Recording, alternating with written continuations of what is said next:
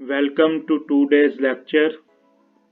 First of all, I will tell you about important note. We were discussing about set of different kind of numbers in previous lecture. Now notice that set of natural number is contained in set of whole numbers. Set of whole numbers is contained in set of integers, contained in set of rationals and real numbers. Order is shown below. Look at this beautiful picture.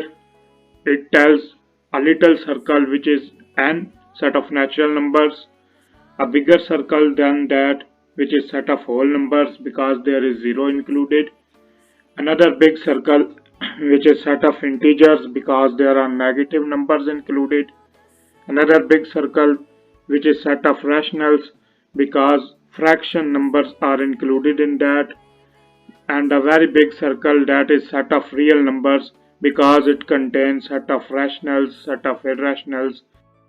Second note is that Q and Q prime are disjoint sets.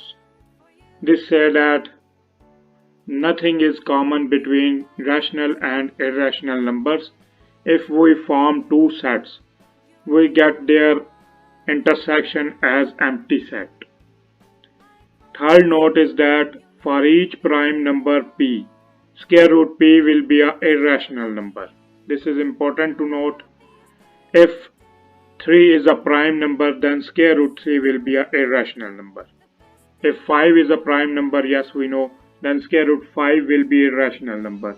If you have to choose which number is irrational, you will check. If it is a prime, then square root of prime will be an irrational number. Fourth note, square root of all positive non-square integers are irrationals. 7 is non-square integers. 16 is square integer because its square root exists. Those integers whose square root does not exist is irrational number. Next in today's lecture we will do depiction of real numbers on number line. How to represent numbers on number line. Real numbers are represented geometrically by points on number lines.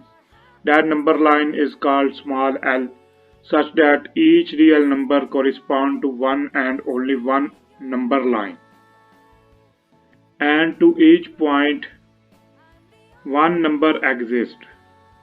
This is called one-to-one correspondence. For example, if we have to represent 1 on the number line, there will be a 1 point on that line. Okay. If we have to represent -2, there will be a separate point for -2. We will have to represent -3, there will be a separate point for -3. We cannot represent two numbers with one point.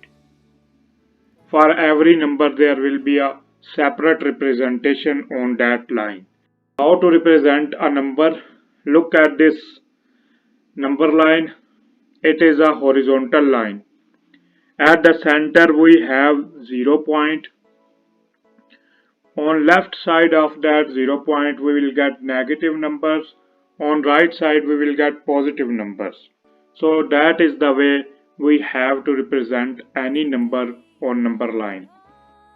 There is a question, represent -2 by 5 on the number line.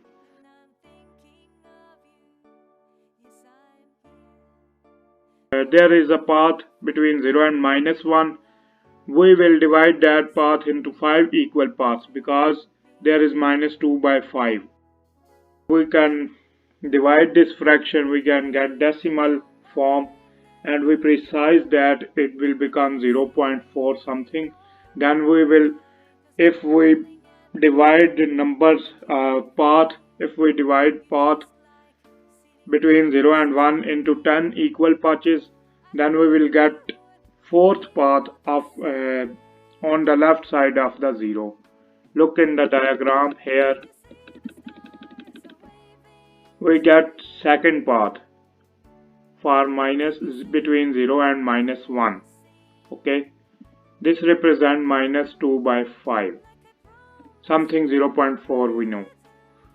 So this is the way to represent a number on the number line.